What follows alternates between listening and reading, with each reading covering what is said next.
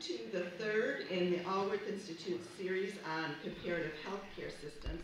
I'm Cindy Christian, the director of the Allworth Institute. Before we get started with tonight's program, I want to let you know that we will feature the Canadian healthcare system on Wednesday, April 3rd.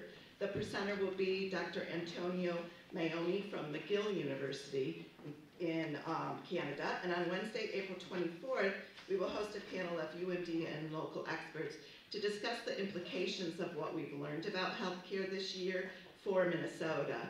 Dr. Jennifer Schultz and Kim Donner from the Health Management Program here at UMD will be putting that panel together and leading that. As you know, tonight's program is about the German healthcare system.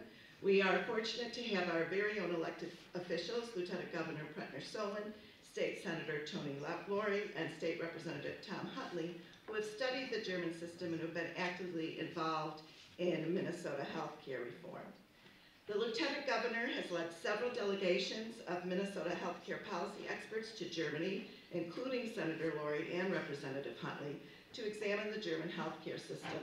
These trips have been sponsored by the University of Minnesota Center for German and European Studies in cooperation with Germany's Ministry of Economics and Federal Ministry of Health.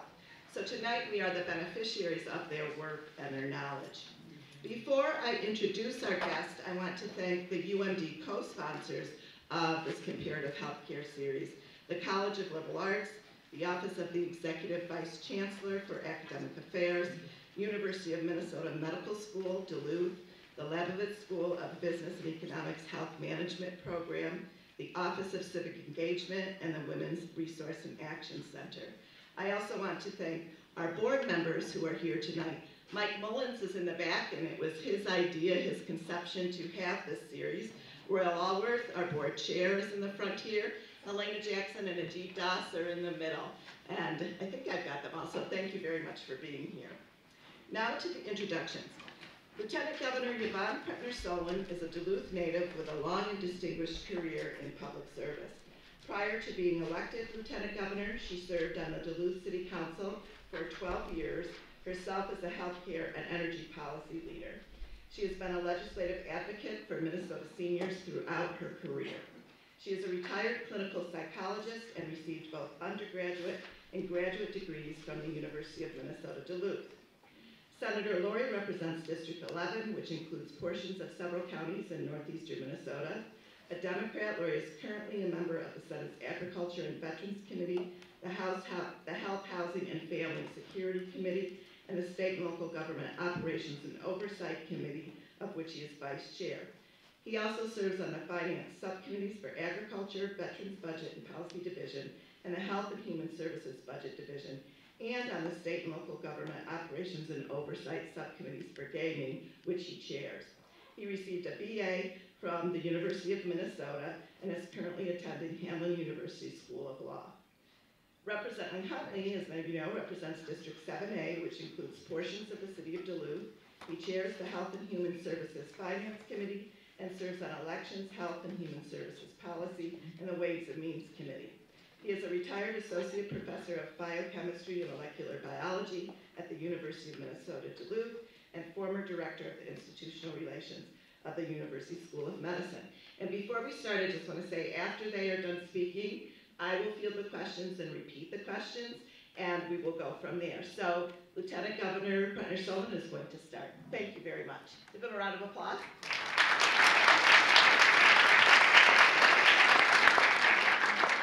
Thank you, Cindy, and good evening to everybody, and thank you for inviting us to participate with you in this important conversation tonight.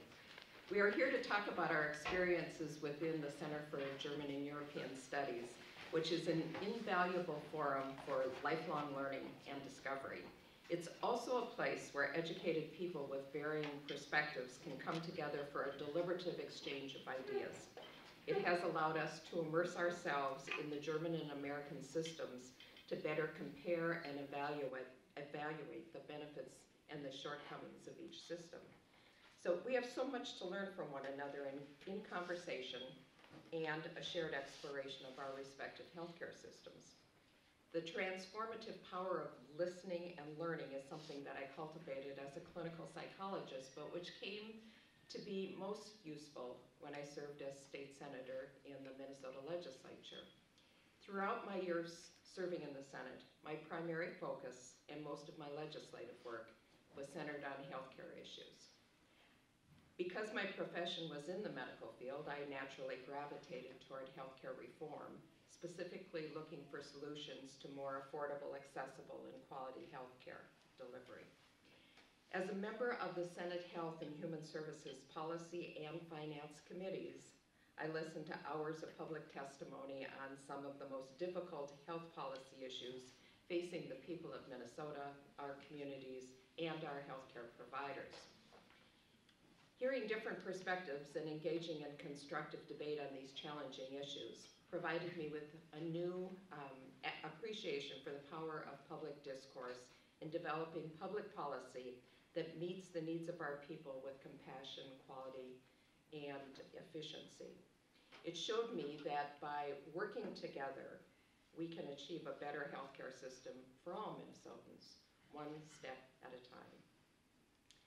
My interest in improving Minnesota's healthcare system was driven primarily by more than 4 decades of direct experience in the medical field. Over those 40+ years, I came to understand firsthand the challenges facing our healthcare system, from entry-level positions to my work as a clinical psychologist, to supervisory and management, administrative and board policy experiences. I have seen healthcare at its best and at its worst throughout my career.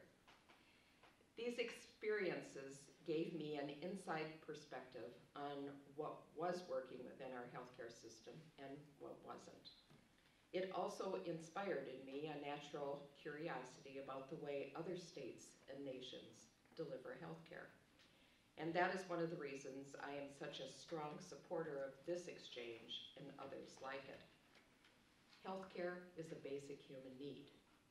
The way we care for our bodies, heal the sick, injured, and the aging, and improve the health of our communities. These are some of the most difficult challenges that a society must tackle.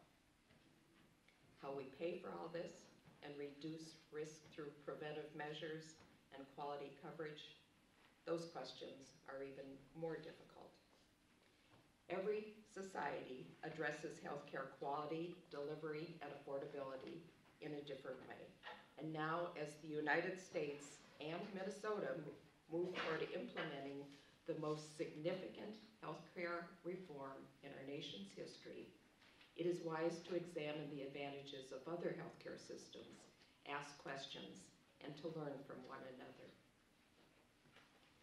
During my time as Lieutenant Governor, I've done my best to maintain Minnesota's commitment to the thoughtful, constructive exchange of ideas between our state and other countries. And during the past 2 years, I've visited Germany several times on exchange missions in both healthcare and policy and energy policy. And each time I encounter a different perspective and I learn something new, particularly the similarities and the differences in the way our two countries provide healthcare to our citizens. I've learned a great deal over the past several years in my efforts to study the German healthcare system. And so now I'd like to list for you just a few of my observations about the German system. First is in the area of cost comparison. And even though the German health system is the most expensive in the European Union, Germany spends roughly 2/3 of what the United States does on healthcare. In 2010, healthcare expenditures as a percentage of gross domestic product were 11.6% in Germany, while they were 17.6% in the US. Per capita, individual healthcare expenses were $4,338 in Germany, while $8,233 in the US. Like the health insurance mandate included in the Affordable Care Act, all Germans are required to carry health insurance.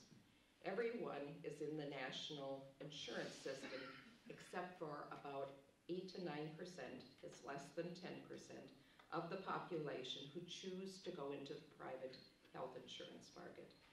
but they cannot opt into the national health system later on if their circumstances change, and many regret it as they get older. The national healthcare system is paid through the employer or through the welfare system, and the cost is about 15% of an employee's wages, and it's borne almost equally between the employer and the employee, with each paying about 7.5% of the employee's wages. 7.5% of the employee's wages is the amount that goes into it. It isn't 7.5% of their wages, but it's equal to 7.5% of their wages that pays for the health care coverage, and that's 7.5% both from the employer and the employee. Now, due to recent legislation, however, the employees now pay just a slight fraction more, but otherwise the cost of insurance does not increase except when there's an inflation in wages. So it's based on the percentage of the employee's wages. A German employee's health plan is portable, so it can be carried from job to job or into retirement or to another area of the country. There is no retirement or Medicare system in Germany for older residents. It's the national health system. The employee chooses his or her health plan once annually from the various plans that have been approved by the government. And there are about less than 250 of them now, which is down from, in recent years, was over 800. Each plan must offer all the required essential services, and all plans cost the same amount, as I said, which in that price is set by government, which is that 15% of whatever the employee's wages are. The plans compete by offering incentives, including wellness options.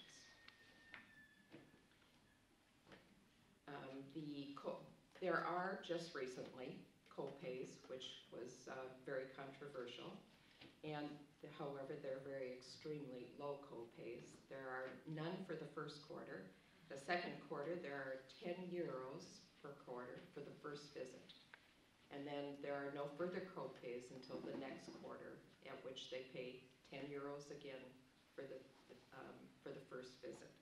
So if in a year, it could be a maximum of 30 euros in co-pays.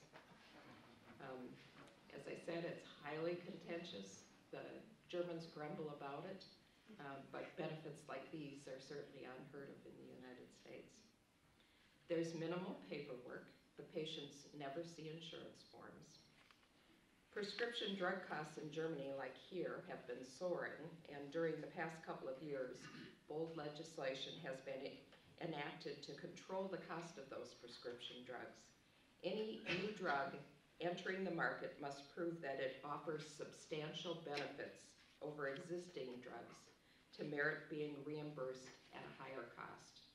Otherwise, it receives the same reimbursement as similar drugs that have been on the market for a number of years. Enrollees in the health plan average about 18 medical visits annually. Most of that, I guess, is controlled by the physician. The doctors do require their patients to be seen monthly for prescription renewals when they are on medication. The German medical system is hierarchical, with the doctors at the top of the pyramid. Nursing is treated as a technical position, not professional, and nurses have virtually no independence. They may not even administer an injection without first being approved and authorized by a physician. So they don't have the practice that we have here of trying to have people operate at the top of their license or work to the top of their license. All physicians in the German system are paid about the same, whether they are primary care or specialist. Now, there is some variability, but not anything like the disparity that we have here in the United States. All medical training is paid by the German government, so that medical students graduate without any debt. There are barriers that exist between primary care and hospital care, and primary care physicians relinquish care of their patients to an admitting hospital physician when their patients are hospitalized. The systems don't generally talk to each other, although in recent years, again, there has been an effort to try to reduce those barriers. Much of the German healthcare system relies on old, minimalist facilities that are nevertheless sanitary and well-maintained, but old. But they deliver high-quality care with modern state-of-the-art technologies, and they have better health outcomes than we have in the United States. Germans prefer and demonstrate better outcomes in hospital wards and multi-bed settings rather than private rooms. This is in the hospital. The Germans prefer interaction and socialization with other patients, and they believe that socialization, interaction, and competition, actually, between patients promotes quicker healing. There is a system somewhat similar to the national care system to cover long-term care. It's a newer system, less well-defined, and it is not mandatory, it's optional. It is also, however, paid by the employee through their work site. And in Germany, there are fewer skilled nursing facilities than we have here.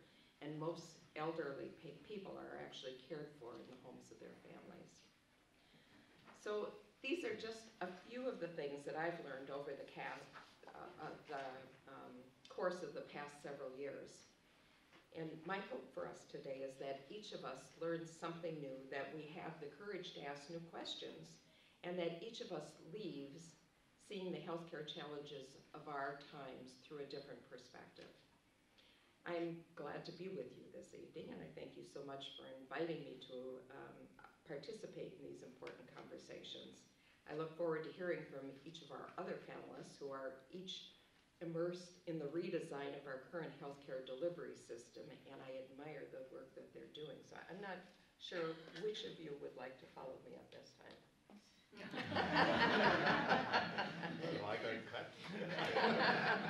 Well, let me, I'll be brief because Yvonne said most of what I would say, but I've been to Berlin twice to look at their system, and I will say it was very eye-opening to look at a different system, and I will Sabine Engel, who was the person at the university who, is this on? Yeah. Okay. Who was the people at the person at the University of Minnesota that heads this up. At the end of our first trip there, we had to get up and say what we had learned. And, she has quoted me many times since, because I said, well, you know, I had to take Latin in high school. And I'm not sure how much Latin I learned, but I learned a lot about English taking Latin. And you could say the same thing about going and looking at another country's system. You learn actually more about your own system because of what you're looking at somebody else doing. So that part was very good. The thing that impressed me the most was on my first trip, at the very first meeting, the very first speaker from the German Health Service got up, and his second PowerPoint slide that he showed, right across the top it said solidarity in big print. Yep. That's right. And he said that every political party in Germany, from the far right to the leftover Communist Party, agree with this slide. And what it said was that the wealthy help pay for the poor, the young help pay for the elderly, the healthy help pay for the sick, and males help pay for female issues. And they all agree with that. It's never discussed.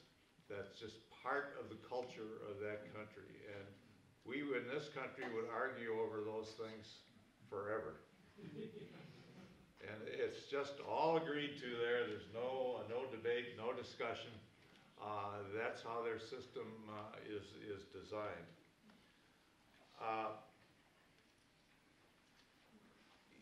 Yvonne did talk about the separation of primary care from secondary care and or specialist care. Basically, all the specialists work for hospitals, whereas the primary care physicians are in pretty much private practice, often or seldom in clinics, mainly individual practice. And as the Lieutenant Governor said, when the patient goes from the primary care doc to the specialist in the hospital, there's a wall between the two, and there's very little discussion between those two, which we are trying to deal with as a major part of healthcare reform in the United States, is to try to break down those barriers and make sure that all parts of the healthcare system are communicating with each other and trying to act as teams. You would think that they have, I thought the number was about 150 insurance companies, what we would think are insurance companies, except the federal government sets the payment rates for docs and hospitals. It's not the insurance companies negotiating with the providers. That is something that the federal government negotiates with the professional societies and sets the reimbursement rates so that the insurance companies, which they call in Germany sickness funds, which sort of got me. Their main focus then is to help the individual person that buys their coverage through their sickness fund to interact with the healthcare system in a good way for the individual.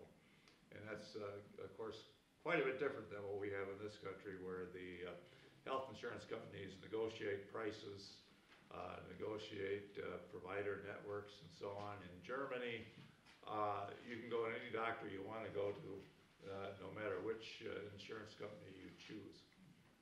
So it's up to the individual patient.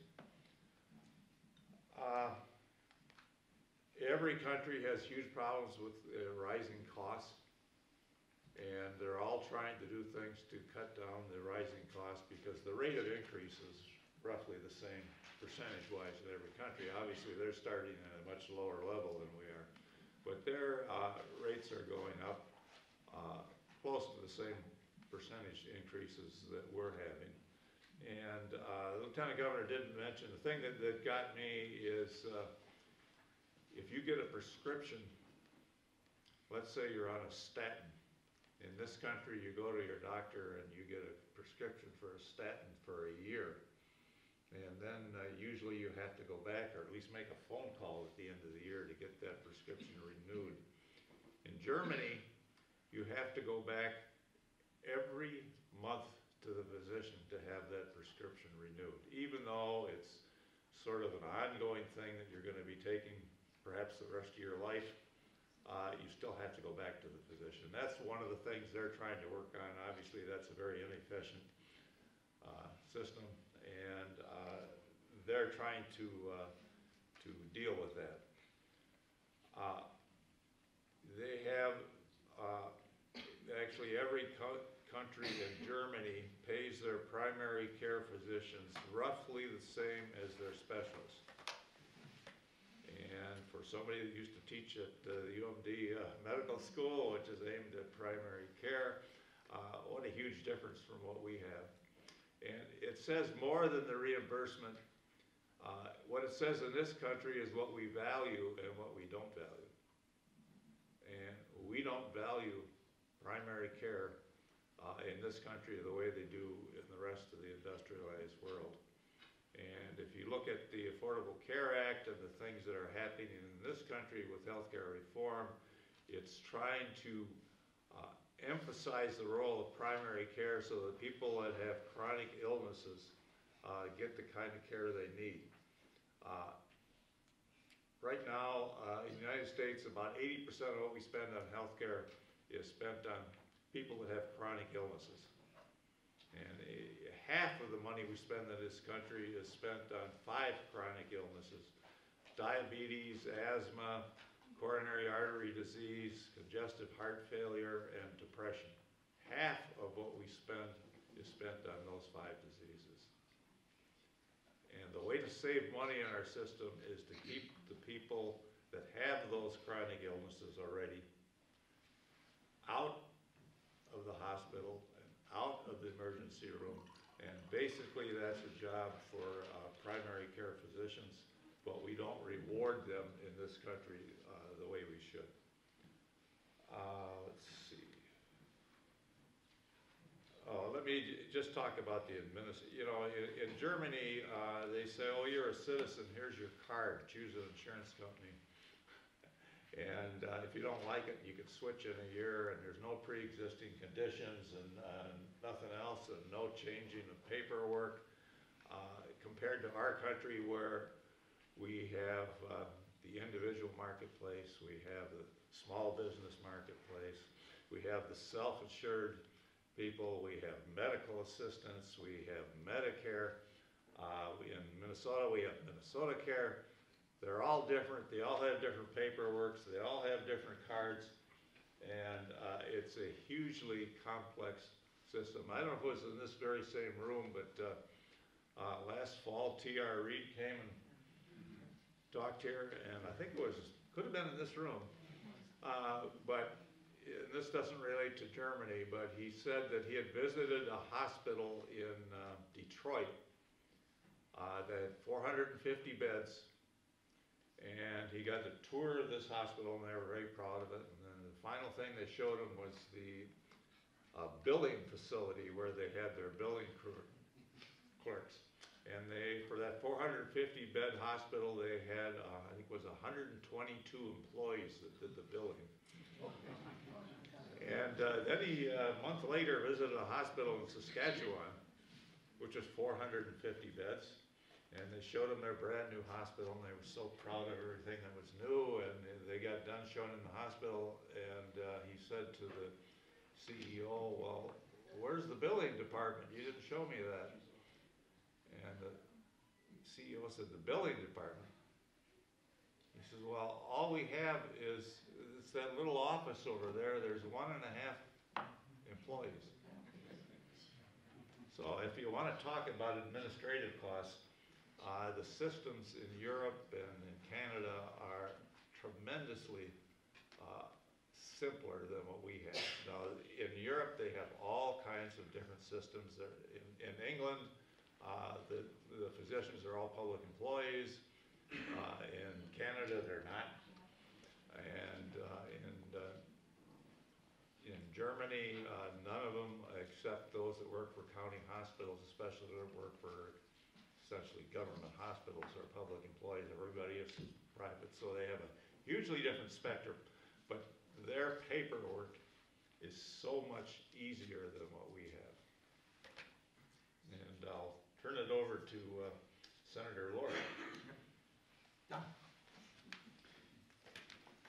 All right, well, I get the distinction of going third after a lot of the material has been covered, but let me start just by saying thank you for coming out tonight. It's actually a pretty nice night out, but this is an important subject, and I'm glad to see such great attendance, and I'm very happy to have been invited, so thank you very much for that. You know, why Germany? Why were we going to Germany is kind of one of the things that I framed it as. And Germany is actually a pretty attractive model, I think, to folks in the U.S. because it's a real hybrid. It's not the pure single payer that you see in a lot of European countries that does seem difficult to approach here in the U.S. for a whole host of reasons. I personally am a single payer guy, but I understand the difficulties with going straight to that type of a system. And Germany is a hybrid where it is a completely publicly financed but completely private delivery system. It's private health insurance companies, and it's private doctors and private hospitals, private healthcare delivery. And so it might actually be able to find some good traction. And so, of course, looking from the U.S. before we traveled to Germany, you look at some of the outcomes and you see about 11.5% of GDP in Germany and 17.5% of GDP for the U.S. healthcare system, and you go, God, they must have figured most everything out. This is great. We're going to go and see that everything works. And you go and you see that not everything works. They have a lot of the same struggles that we do, and but it's still a really valuable experience. And it really comes home that it's an information exchange that they're looking for in this collaborative effort in sharing ideas. The Germans come to Minnesota too and work with us several times. One of the things that they really needed to work on a lot was integrated care delivery models, where the clinic docs and the hospital docs were able to communicate, or with the long-term care, able to communicate. Both Yvonne and Tom touched on that. And one of the things that really struck me was, I was on that inaugural trip. I think all three of us were on that first trip. And I came back 2 years later, and... What's that? You took my seat. Oh, I took Yvonne's seat. All right. No, we weren't all three on the first trip, but we were all three there at some point. Anyway,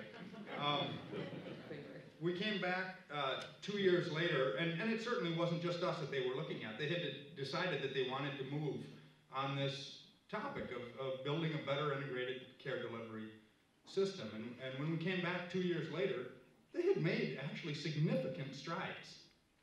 And so that alone was very interesting to me, that you could actually move an agenda in Germany. I mean, no, really. And so we talked a lot about just the politics of it. How do you move an agenda? And the parliamentary system it's interesting. I mean, they have a whole host of parties that get elected at different numbers, and they go in and they form a coalition government, and they have kind of a treatise that they all agree to. And this is the agenda we're going to move. And every 2 years it includes some healthcare reforms, and they actually move them. And I'm not suggesting that we go to a parliamentary system, but it is really just interesting to notice that they're able to do that, and that they had made such significant strides, and we're very proud of it. They had set aside, I don't know if it was 2 or 4 or 5% of the insurance fund to build these integrated care delivery models, and we're having tremendous results and continuing to work on it. And so that information exchange became important, and then it really struck home for me when I was looking at the other things in Europe, that I said, that would be really interesting for us to study. And Yvonne mentioned that she was there on one of the energy tours, and I had suggested to Sabina one time, I said, you should bring us over, we should learn about your public transportation system. And she said, you guys don't have anything we're interested in. and it really struck home to me that she's right, we don't. We really are way behind the rest of the world on public transportation, but that we really, really do have some good healthcare delivery models to share with the world that really work well. Particularly here in Minnesota are some of the ones that they were interested in. One of the solidarity principle really struck me. I guess Yvonne wasn't at the inaugural trip, but that was like the first or second slide in that inaugural trip, and it was big. And it stuck with me also. And its origin is also really important. I don't remember the party or anything, but it was Otto von Bismarck. Not some bleeding heart liberal. This was an iron-fisted ruler who understood that he wanted a healthy populace to rule, and that in order to keep them in line, he wanted to make sure everybody had access to this basic human right. And so they just, from early on, as healthcare developed and became a real practice of medicine, they adopted that, and it's just been something that's never been questioned to this day. One of the other things that was mentioned is this the prescription drug prices, and how they've really gotten in control of a lot of the prescription drug prices that tend to run away from us here in the U.S. And they and this is a bit of a political story too. I really love the politics behind it because I'm as interested in finding a model that works. I'm also interested in, all right, well, how do you get there? How do you move that as an agenda? And so what they have is a drug reference price, and they have I don't remember what they call it, but they have a public board that takes a look at and measures the efficacy of a new drug that's hitting the market and says, well, what is the extra value that this drug is bringing? I mean, in the U.S., our drug companies will, change from a 6-hour dose to an 8-hour dose and color the pill purple and get a new patent on it and have patent pricing for another 20 years. And we don't have any tools to prevent them from doing that.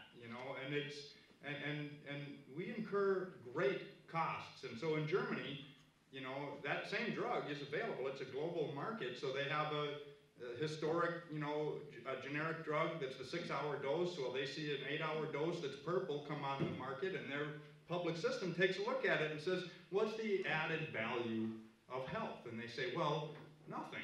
So you can sell that drug here, but we're not going to give you a bump in price. And that's just fair. That's just what it is. And so they're able to do that.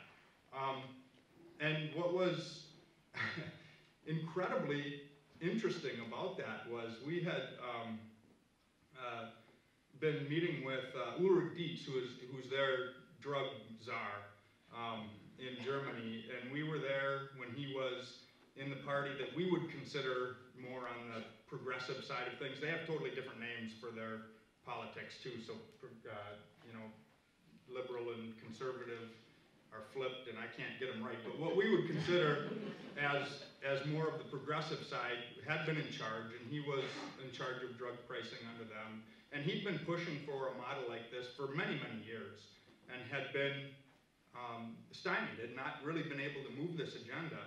And then I think we were first there in 2008. 2009? And then the 2010 election, there was elections the year that we were there. I thought it was 8. Anyway, whenever it was. Elections this year.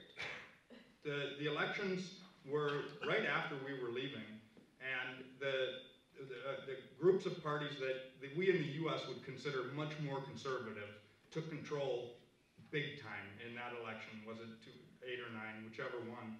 And they kept Ulrich Dietz around, and he kept talking about the need for the system, and in order to really follow free market principles. They called themselves the free market, reformers and whatnot, and he was able to get this radical drug reference pricing system through a really what we'd consider conservative group. And so I went out drinking with him one night and said, you gotta tell me how you did this, and he said, well, all these free market guys got their folks elected, and they just kind of left and thought that they had the catbird seat, but they left me here. And I went and talked to them all and had them all sold on these ideas before the industry woke up and came back in to really rally their troops. And I'd had them solid on the fact that, a true free market only works if there's equity in information on both sides of the equation. And that's what we're really getting at here. We're being honest about what these drugs are and what the efficacy of them are, and so that's how it was moving. And so I think that Yvonne and Tom covered most everything else. I think one of the as far as setting the rates for the docs and the hospitals, you kind of touched on it, that the government sets the rates, except that they really do it in an aggregate level, and they kind of turn it over to the professional societies to divvy it up amongst themselves. And when you bring those professional societies in and start talking to 2 or 3 of them, you can really see some fireworks start flying, and it is pretty interesting. But I think I'd probably stop there and just open it up for questions. Okay, but first, thank you very much.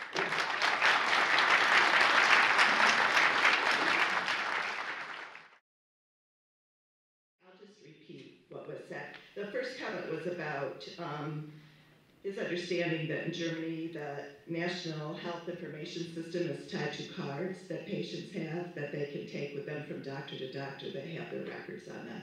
So that was the comment. And then the question was, how does Germany deal with retirees? Is there one particular person you want to direct it to, or? Whoever would like to answer. Well, I don't know about the cards. That was not something that we encountered, or I encountered while I was there.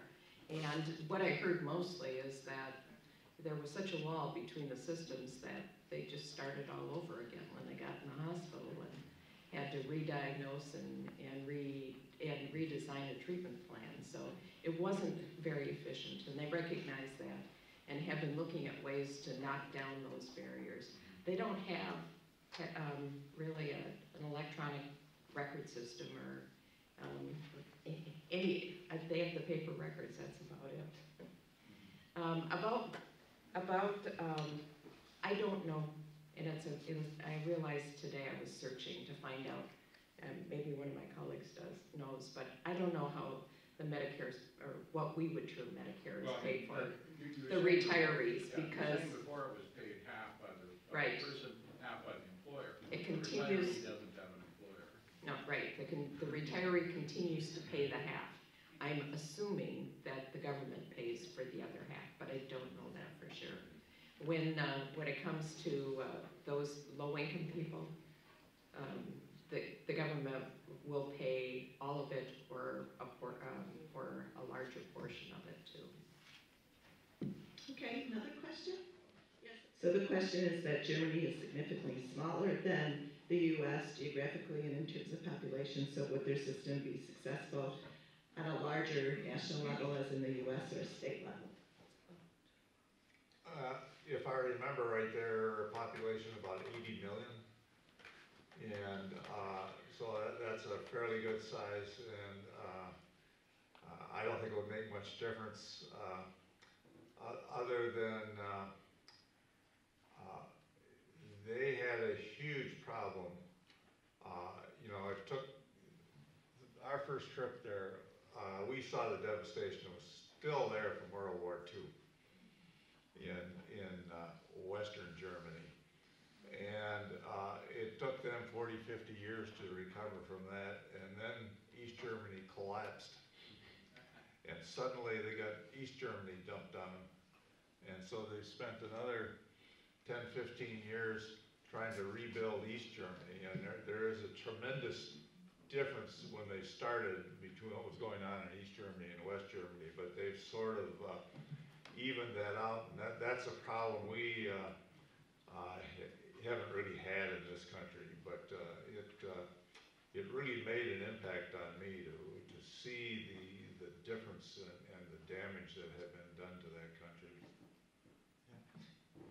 And I would say too, I mean, I don't think any of us is suggesting that we take the German system and just institute it here in the US. We're learning about what works and what doesn't work and how we might think about using parts of it to inform how we go through our healthcare reforms. But I mean, I think Tom's right. I think 80 million is about what I remember, but largely in the, Berlin area is the huge metro area. And then if you get out in Germany, there's rural and deep rural and suburban. And, as far as the geography, it's quite large. It takes quite a ways to get from place to place. And one of the things that they drove home too that was plaguing them is a real difficulty in recruiting and retaining rural primary care docs. They also have tremendous problems with that, they say, and are trying to do some of the same things that we're trying to do in terms of making sure that they can keep that critical workforce infrastructure in place. And so I think there are more similarities than one might think. I think though, going back to what Tony was saying previously about their transportation system, or just the way they organize their communities to be more livable. And what you'll find is you don't find many obese people in Germany. People walk everywhere. And when we're there, I bet we walk 6 to 8 miles a day. And you find that there isn't the same incidence of diabetes and coronary disease that we have here in the United States. And I think it's because they have those healthier lifestyles. And they like to walk to the market every day to buy fresh vegetables and meat and produce and their milk and everything. And they don't jump in the car to do that usually. They just walk down to the market, which might be 1.5 miles away and then back again. I would also say bike riding is huge. There are people who ride their bikes to work on the busiest streets. We wouldn't dare do that in this country. And they do it. It's unbelievable number of people riding bikes to work, and it's awesome. And they're, and I have not been to southern Germany or Bavaria, but the people in Berlin are all thin. There's a question about a woman. Yes, yeah. The comment was about the German system covers guest workers and everyone, not just citizens, so that increases the numbers. I don't know if you have a follow-up or. Well, Go ahead. one of our members of our group had a health incident while he was there. Had a kidney stone, it turned out to be, but he was in a lot of pain, and they didn't know what it was. They ended up bringing him to the emergency room. He had a huge workup. He was there. Well, we figured that if we came back to the United States, it would have cost us several $1,000s. He got a bill when he got home, and it was under $500. Everything else was covered. It cost under $500. He figured it wasn't even worth submitting to his insurance company. Right. If anybody hasn't read TRV's Healing in America, they briefly, Germany and the others will be in. And just for a plug for the Alworth Institute, Well, we brought it at the beginning of the year, so. A part of, I'm not plugging the book, I'm saying as a book to put your nose in to find out what's going on. Right. Some of the biggest countries in the, that are. Yeah, I understand. I was plugging the Alworth Institute, so. It's a question of, yes. But if I could just say about foreign workers, I don't think this relates to healthcare, but the second largest Turkish population city in the world is Berlin.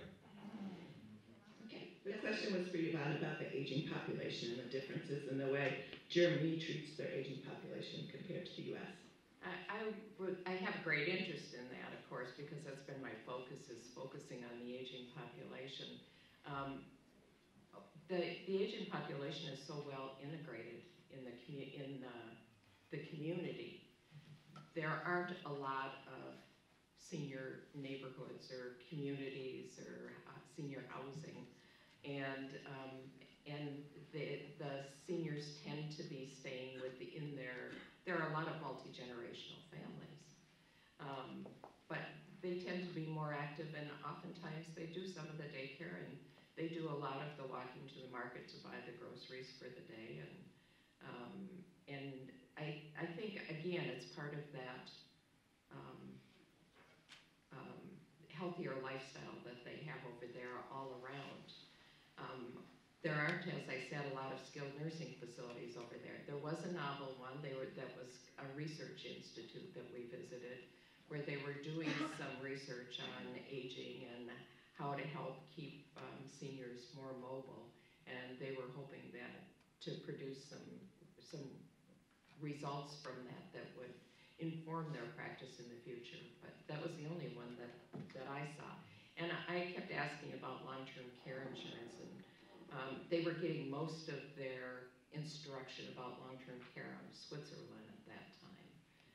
But when I was there this past year, they did indicate that they now have a process of starting long-term care insurance so that they can be prepared for aging. which their long-term care insurance is actually another withhold, another salary withhold shared by a mandatory, universal, shared by the employee and the employer. It only covers about 50% of the cost of the long-term care system, but that's 50% that we don't cover yet. Okay, sir, you have a question? The question was about primary care physicians and if they talked to any and how the payment system works out with them and specialists, it keeps the specialists from emigrating.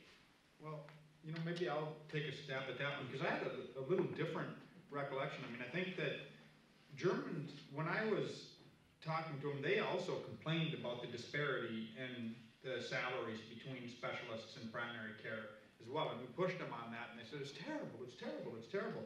And I said, well, what is it? I mean, just give me like what is it? What does the cardiologist or the radiologist make?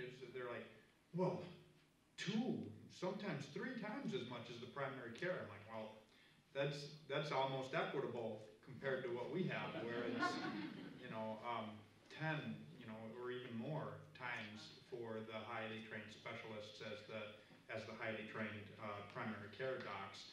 And we did meet with a lot of the primary care docs as well. And I don't know, I do think that there just is a little bit more of an understanding that they need that primary care system. It kind of goes back to what Tom was saying. It's what their society values, and a huge piece of it is the medical education costs that they're publicly financed. In the U.S., one of the drivers that pushes this specialty care is as a medical student is coming out of medical school, looking at the mountains of debt that they're going to have to pay off. I mean, you got to be wondering, how am I going to do that at a primary care salary? And they're making the economic choice to continue toward the specialty care and go after those larger salaries that will allow them to pay off their medical education costs. So, I mean, if you think of it from the public's perspective, I say we're paying interest on that medical education cost for the entirety of that individual's practice. You know, if we were to make that down payment and help them much better finance their education, we could lessen the burden of paying those, you know, really, really high rates for a lot of their service, and probably go a long ways toward really incentivizing a great deal more primary care docs to enter the field. Is there a question? Yes, up in the back. Hey, the question was about accreditation and the accreditation system in Germany, and if it's different from single patient than overall health care. Is that captured? No. No? Our Surgeon General has a Healthy People initiative, Right. and so we have some standard healthcare goals. I'm wondering if Germany does the same, since they are doing better in all categories. Do they monitor these categories? Do they hold their medical community in some way to make progress towards improvement in these parameters? Okay. So is the accreditation and the parameters in terms of overall health care within these sections? I can't tell you a lot about it. I do know that I asked if there was accreditation, and they did indicate that there was accreditation, but I don't know a lot about it. And I don't know anything about the wellness standards or the goals that they might set for themselves either. I think that the lifestyle that they have is just something that's been around for so long. It's become a part of their life, but in terms of setting other goals, I'm not aware of that. We'll have to ask about that. You know, maybe I could start to get at that question a little bit, you know, and how do they pay for the different types of care and look to get incentives out of it and whatnot. And it's, we talked about how the public sector sets the aggregate rates for the hospitals and the docs. And in the hospitals, they actually, this is another one of the things that they borrowed from the US. They use our DRG system applied to a population based, you know, ours is, you know, it was developed for Medicare, for people over 65 generally. And Australia took it and made it a more population based, and Germany took that model, and that's what they used. But they didn't do a property adjustment to keep the bricks and mortar in shape. I don't know if you guys remember this from the first trip, but it really struck me. And over time, their hospital system did become neglected a little bit, and they had a lot of trouble with the actual infrastructure, and they needed a massive infusion of cash to bring the bricks and mortar up to snuff. And they were in the midst of an economic depression, and were having trouble finding the resources publicly, and so they went out and tried to raise money elsewhere. When we went out to Helios Clinic, the largest hospital chain in Berlin, well, in all of Germany actually, they had been completely bought out by the pharmaceutical company. And the pharmaceutical company put the money in to bring their infrastructure up to snuff and be ready to meet the needs of people coming in the door. But it was one of the things that also made me go, ooh, they do have some problems they're going to have to watch out for if the pharmaceuticals are getting that big an interest in the hospital facilities themselves. And that reminds me of one other thing that really struck me. The one big piece that they left out of the DRG model was psychiatric care.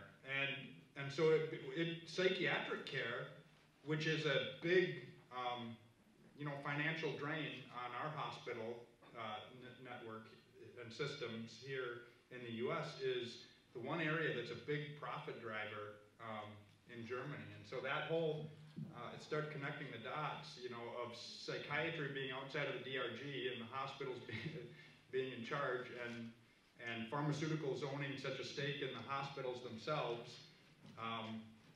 It was a trend that I don't know, they seem to have gotten on top of it pretty well, but I mean, I don't know if that started to get at some of the payment structures and how they try to incent different things, and still struggle with a lot of the same things that we do over time. Okay, sir, and I'll get up here in a second. Go ahead. How do you compare their systems of medical malpractice for the hospitals, the doctors, versus what you have in the United States? Did everyone hear the question? My mind was kind of wandering. That was my 2 trips. I don't think malpractice was ever discussed or even mentioned. I don't recall any. They don't have them? Malpractice insurance? No? Well, it was not mentioned, so I would guess it was not that big a deal. Okay. Yes, the young lady on the end there. The question is about critical access hospitals versus urban-based. Again, that goes to the East Germany part, which is much more rural, and they do have a different setup there to try to encourage, first of all, the docs to stay there, and they also have a sort of a separate funding system to make sure there's hospitals present in the lower population areas. So the question for each of the panelists was, what are the respective roles of government insurance and the model of Germany? Would that be desirable here in the U.S.?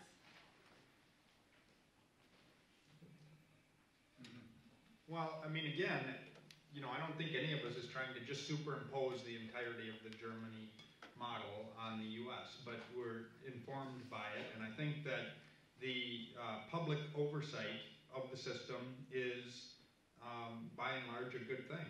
And there's little flexibility for the insurance companies to game the system, and there's strong public oversight, and I think that's by and large a pretty good model and direction that I am interested in heading toward.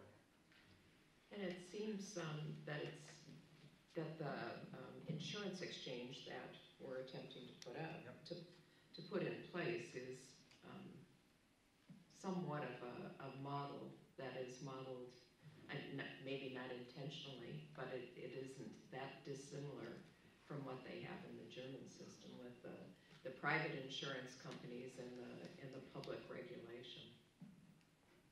If you read this article, came out last week, our system is so screwed up.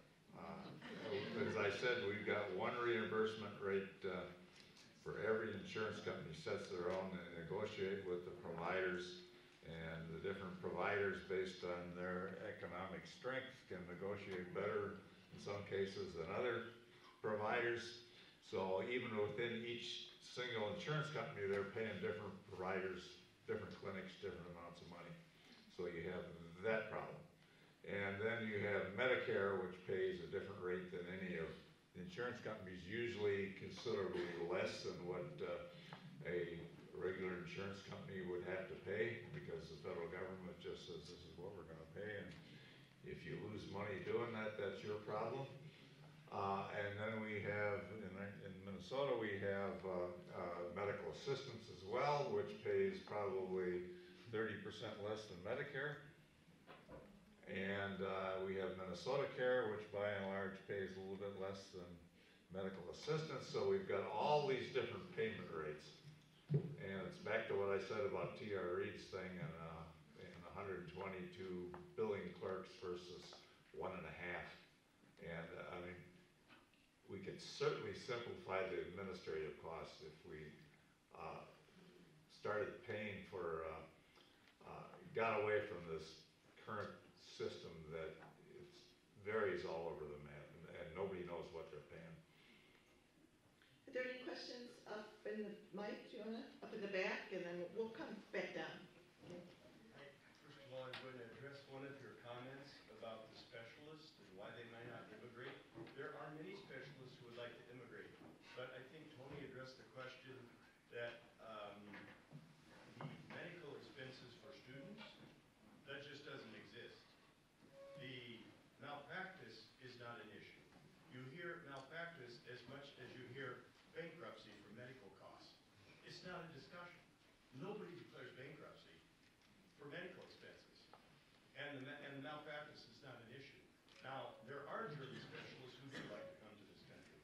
But the overarching question they start asking is, but is that amount of money going to be enough to offset what many Germans perceive as a lessened quality of life in this country?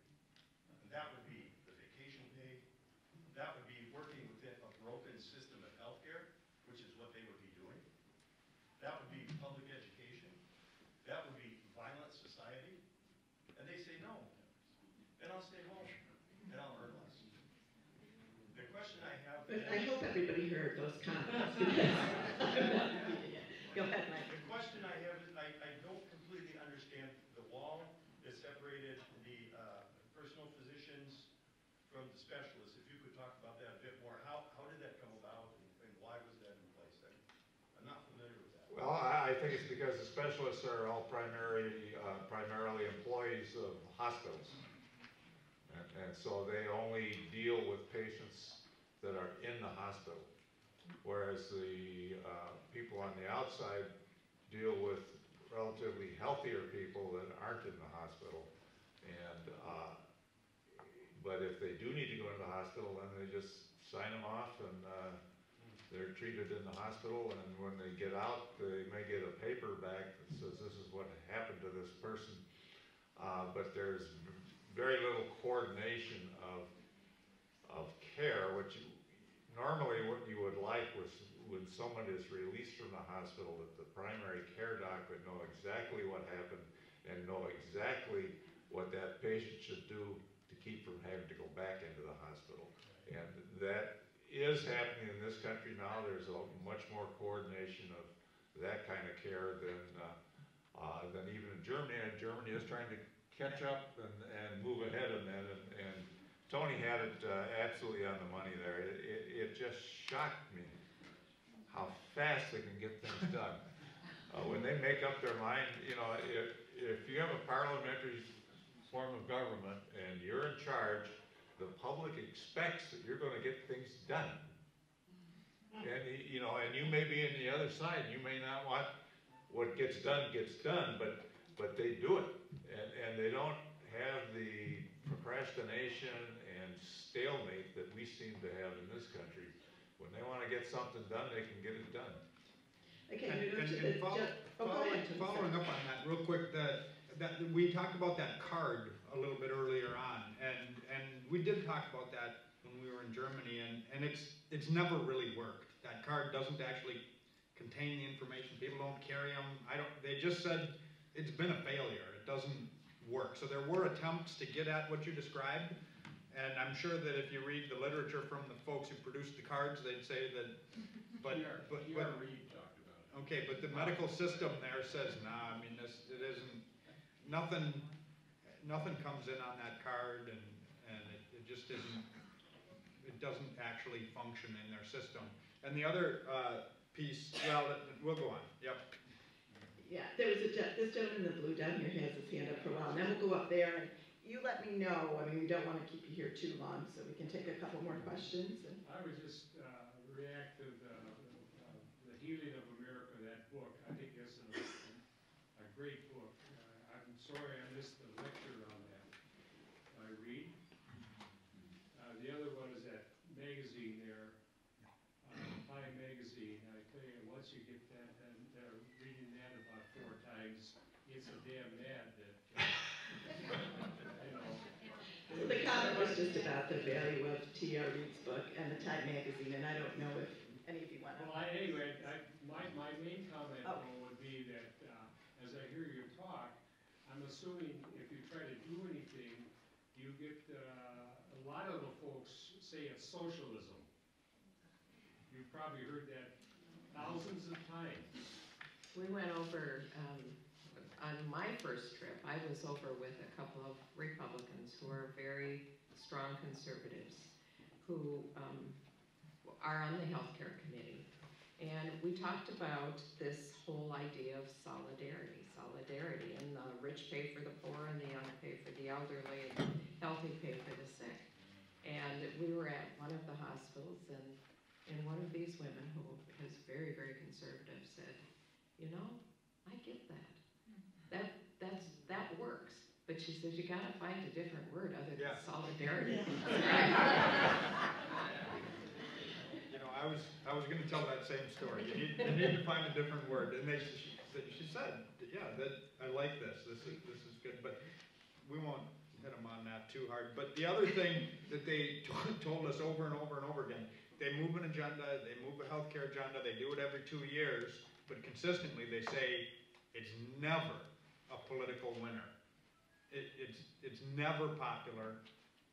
It can be, the best case scenario is that it's neutral and people are ambivalent about it. People are either mad or the best you can get is ambivalent. But they keep doing it every 2 years because it needs to be done. And that's one of the reasons why it continues to stymie us, is because people are scared of the anger and the frustration that comes out. And we've seen it. I mean, every time when you're dealing with 17.5% of GDP, there's a lot of interests at stake, and they come to bear, and it's really difficult to move the dial on something that is that. But the upside is so incredible. I mean, let's say Germany is the next most expensive country in the entire industrialized world at 11.5%. That's 6% of GDP. I tell people, imagine what the U.S. could do if we unleashed 6% of half of it, 3% of our GDP to put toward our people in some other fruitful, pursuit. It's just phenomenal, the potential of tapping into what we could do if we were able to get our arms around this healthcare. Okay, I'm gonna go up in the back, the gentleman, yes, you, and then down here to this young man, and then, if it's okay, we'll stop, and would you mind just interacting with people individually for a while, getting some food, some coffee? Okay, and the question was about any experience with natural regimens in Germany? We didn't talk about it a lot, but I do remember that a lot of what would be called alternative therapies out here, like acupuncture and I'm sure. Yeah, right. Homeopathy. Those types of services are covered under the health plans also, but we didn't talk about it in great detail at that time. you want to ask your question? No, no more? It was answered? Okay, go ahead. The question is, what are the chances that we can use some of the German system and get it into Minnesota law? I think that's a good last question. Yeah, we are. I mean, the Affordable Care Act calls for mandatory insurance. That's a core component behind the solidarity principle. We have a lot of work to do to implement it. And the health insurance, well, I mean, and so we're going through implementation of the Affordable Care Act. The exchange is step one, and I'm always careful to say that's not really health care reform, that's health insurance reform. It's important, it's foundational, but it'll be a platform upon which to build, because we'll be getting at the access issue if we do it well. But with the exchange, we're going to have a board that's able to have the power to leverage value out of the health insurance industry and make sure that the plans that are offered on this exchange are for the benefit of consumers in a variety of ways. And those are principles that we learned a lot about in our trips to Germany. So I mean, the work we do is informed by these trips and by these learning experiences. Yeah, if I could just say, was it last week the governor signed Yes. the MA expansion? That's 35,000 more people in Minnesota having insurance than had it before. When the Affordable Care Act is implemented next year and the year after, that should be a total of about 300,000 people that currently do not have insurance that will have insurance. Part of that is the individual mandate. And, if you're a 25-year-old making $60,000 a year and you don't think you need insurance, you're going to have to buy it. And so those people will be in the marketplace. But most people in this country don't understand that typical family insurance policy is like $15,000 a year, and about 1,000 of that is to pay for uncompensated care or to pay for people that don't have insurance because they show up in emergency rooms, they get treated in the hospitals can't take the losses, so what do? They raise the rates to everybody else, so we're already paying a big chunk of for the uninsured, we just don't know it. Yep. And so by getting it, and we're going nationally from what, 30% uninsured to 15, I think, Yeah. roughly. Well, So, and in Minnesota, we're going from 500,000 uninsured, about 9% of our population, down to 200,000. So down to, I don't know, 3.5, something like that. 2.5. 2.5, and it's gonna be transformational. Okay, well, thank you very much, all three of you. Just let me say that if you want to continue the conversation about Minnesota, join us on April 24th, also the Canadian System, April 3rd, both of those are this